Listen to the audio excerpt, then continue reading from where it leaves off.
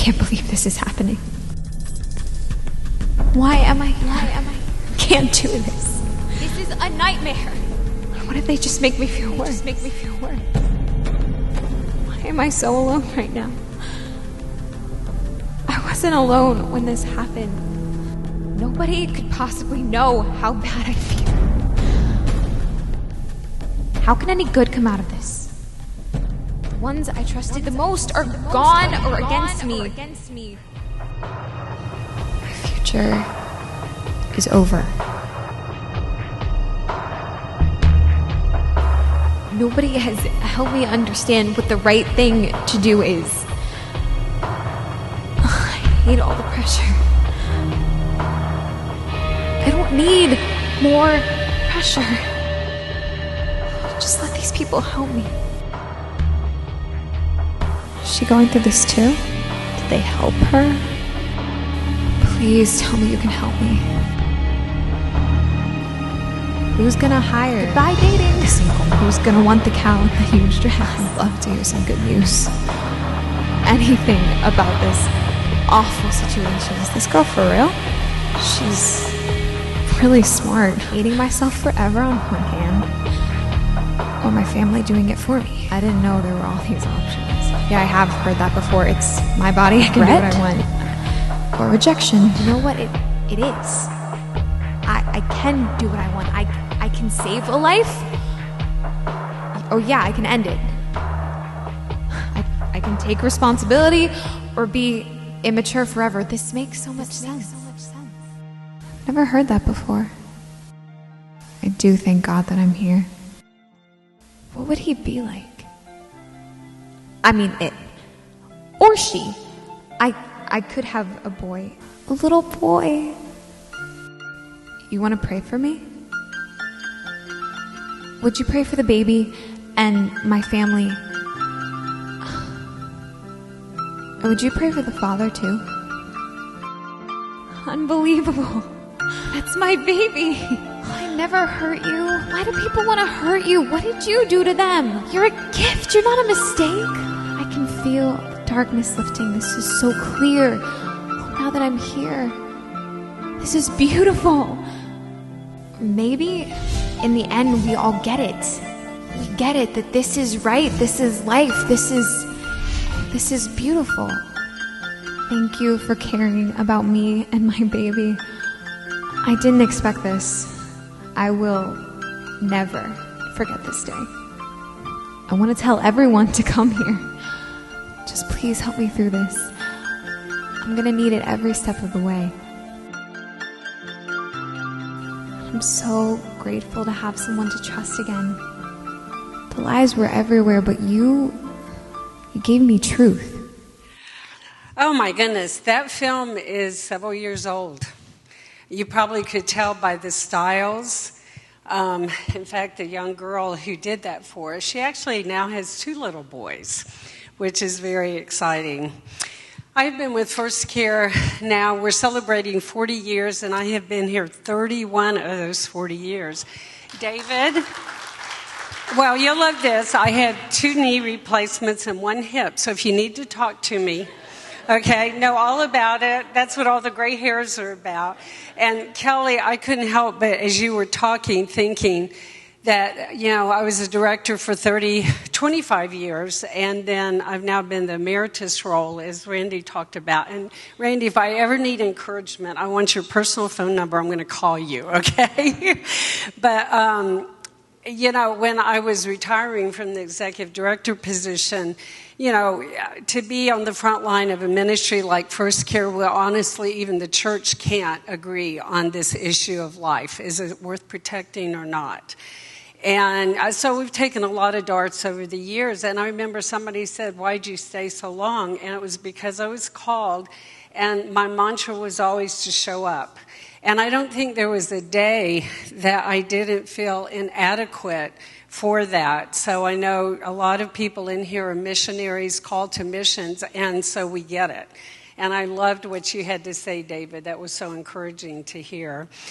But so many things have changed. You get to see me in my glasses now because I can't see what's down here if I don't put my glasses on.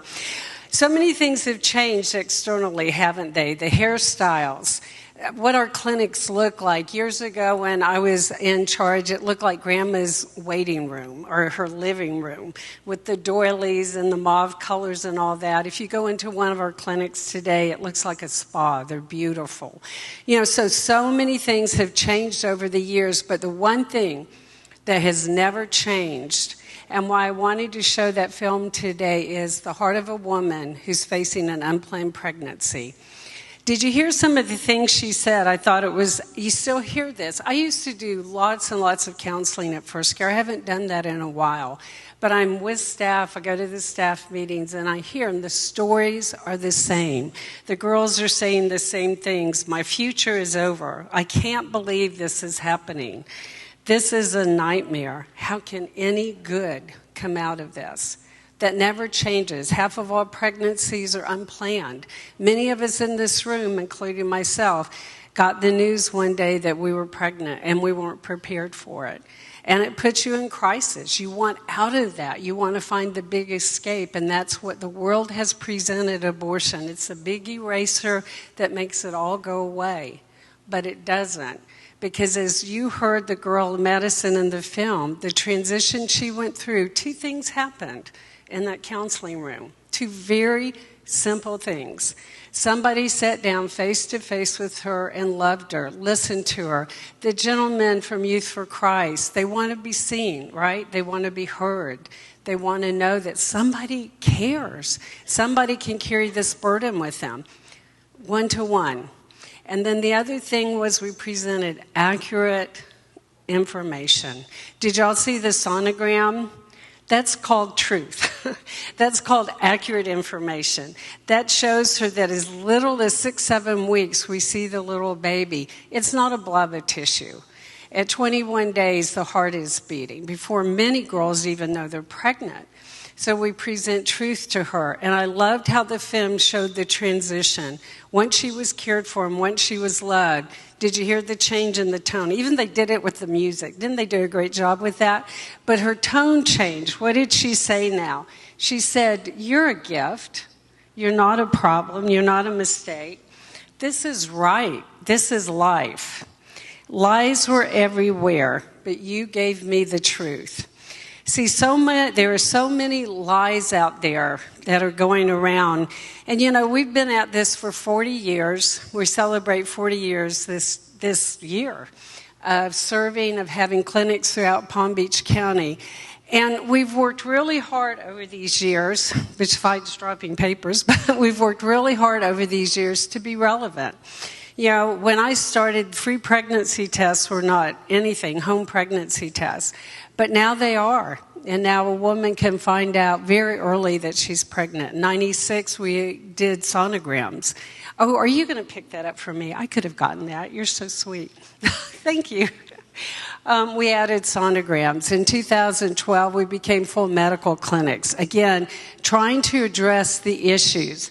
But the crisis, when a woman finds herself in a crisis, that never changes. And it isn't just crisis pregnancy. Some of you in this room have different kind of ministries. I know the women that are working with trafficking girls, the crisis that teenagers go through. I can't even imagine what it's like in Guatemala with those little orphan children. Whenever you're in a crisis, your first reaction is, I've got to get out of this. And there's two things that those of us who care, those of us who want to help, need to remember are so important in times of crisis. And the first thing is, most crises have to do with circumstances. In the world of abortion, about 94% of abortions are committed for reasons of circumstance. That might be, my mother's going to kill me, or I'm going to lose my scholarship, or I have too many children, I can't do this any longer. The list goes on and on and on. But what happens with circumstances? They change. They're fluid. So what feels like a crisis today, guess what? 6 months from now, a year from now, 10 years from now is going to be totally different. So you try to think longer term. And the second thing is that worldview or your faith matters when in time of crisis. It matters. You know, in the world of the Pregnancy Center, there's two worldviews. One is a secular, humanistic worldview. We are surrounded by that, are we not? It's my body, my choice. It's just a blob of tissues. If y'all ever listen to any of the pro-life apologists and some of the on-the-street stuff, the garbage that is thrown at them is just astounding. But if you listen to the heart of it, it's all me. It's all, I'm on the throne. It's all about me, and that's the world. And that is the world we live in now, more so, I'm in my 70s, more so than I've ever seen in my lifetime. The second worldview is those that I believe everyone in this room espouses to, and it's a biblical worldview. It's that God created life, and that God has a plan for every life, whether it's convenient or not, whether the circumstances make sense or not. I would guess, if I were to ask, I'm not going to ask how many of y'all had a crisis pregnancy or unplanned pregnancy, but probably about a third of you, including me, would raise your hand.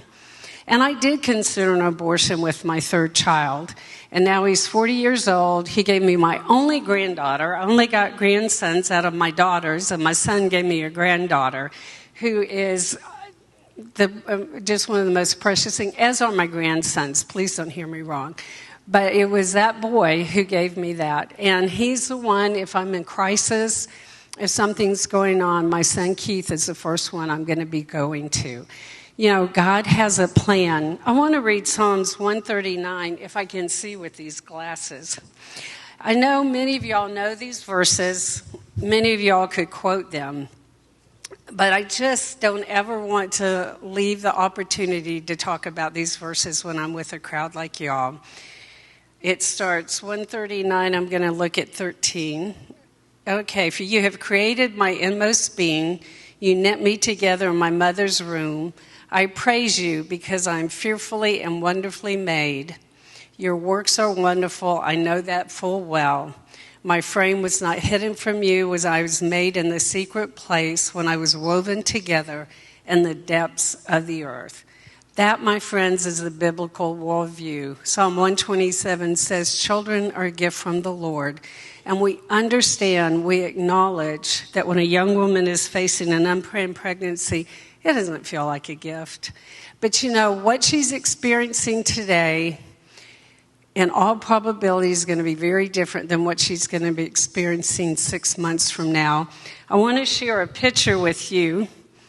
This one you'll see back there. Some of y'all may have met him. Have any of y'all ever seen or met Katerina or Myron?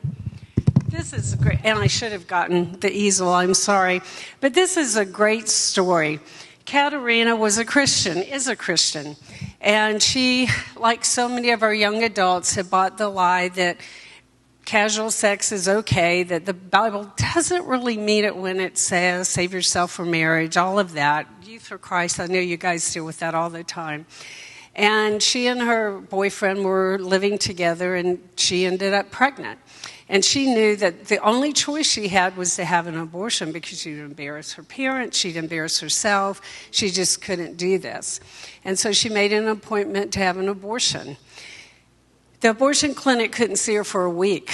So what Katerina did, which most women do, they go back online and they see, is there somebody who can see me sooner? Well, she came across First Care. And she called First Care, and our counselor did tell her that we don't provide for abortions and we don't do abortions, or we don't refer for abortions. But if you come in, there's information we can give you about the viability of your pregnancy and answer any questions you might have. So she decided to go in. Well, first of all, she decided she wasn't going to come in. She said, no, that's not what I want. I want an abortion. She hung up. Wouldn't you know that as she was going to the grocery store that very day, she has a fender bender. And I don't know what all happened, but somehow through that fender bender, she decided maybe God's trying to get my attention, and she ended up at First Care. And at First Care, just like you saw in the video, she saw her developing child.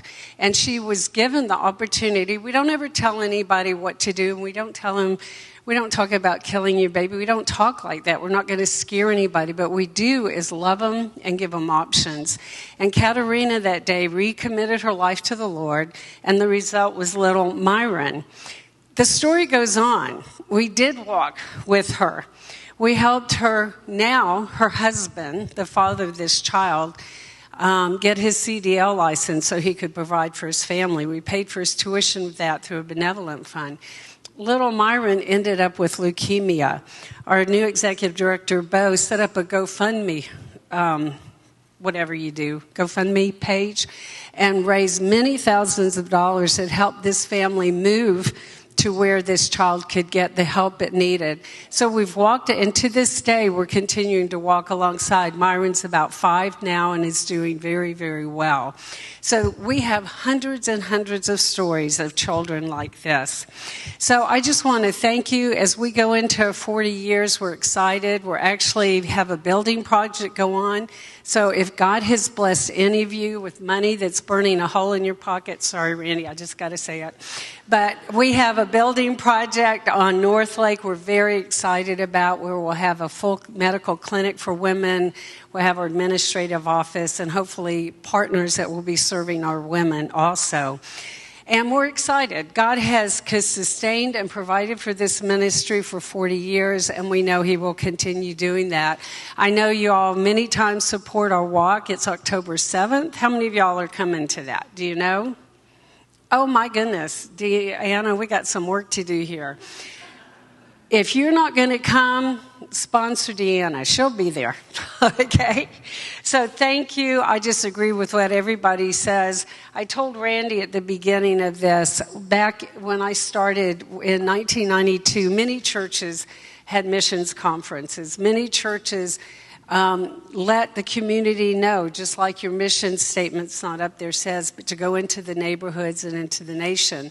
And very few churches do that anymore. So, Randy, thank you for just giving those of us who've been called to work, be the hands and feet of Jesus outside of the church, to give us a chance to talk to those who really do support us and care about us. So we love this church. We thank you all. I'm back there if you have any questions. I'd love to meet you. Thank you.